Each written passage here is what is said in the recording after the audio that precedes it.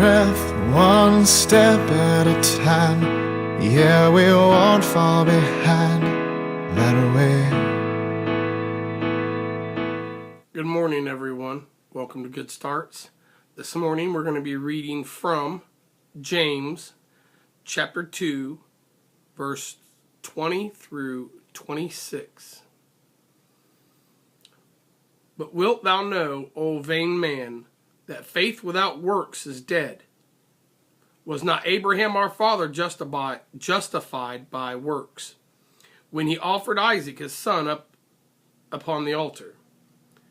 Seest thou how faith wrought with his works, and by works his faith was made perfect? And the scripture was fulfilled which saith, Abraham believed God, and was imputed unto him for righteousness, and he was called a friend of God.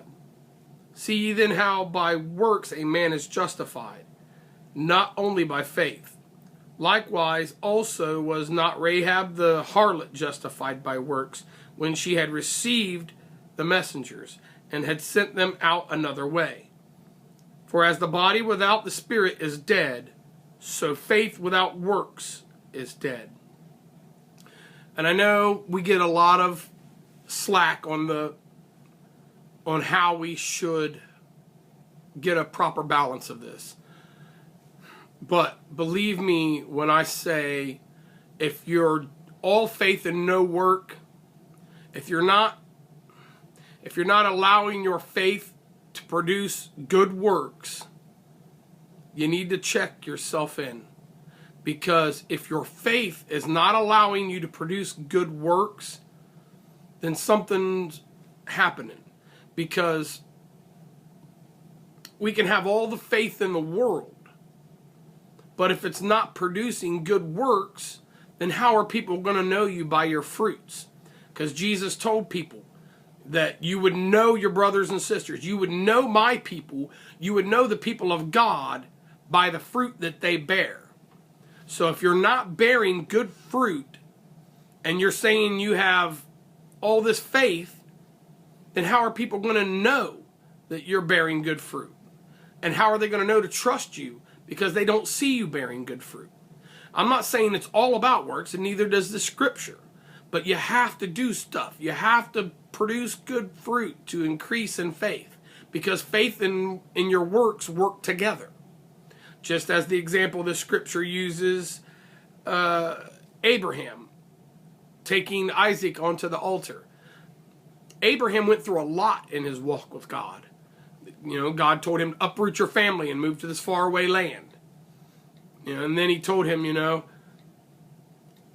Sarah, who's barren, is going to have children, and you're going to be the father of so many people that your descendants are going to be as numerous as the stars. You know, and he's seen all these things that was so hard to believe, and then they started coming to pass. And then right when he thought everything was where it should be, you know, he has his son with Sarah, Isaac, and then God says, I want you to sacrifice your son to me to show how faithful and how much you love me. Go and sacrifice your son Isaac, your only son, because you've already sent your other son out into the desert.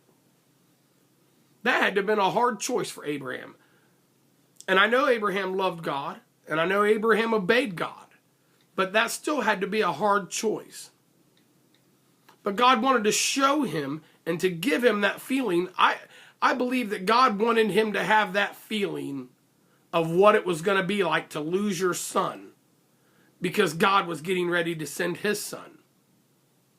So Abraham did it, and that was a work. That was a good work. Even though he was going to sacrifice his son, that was a good work.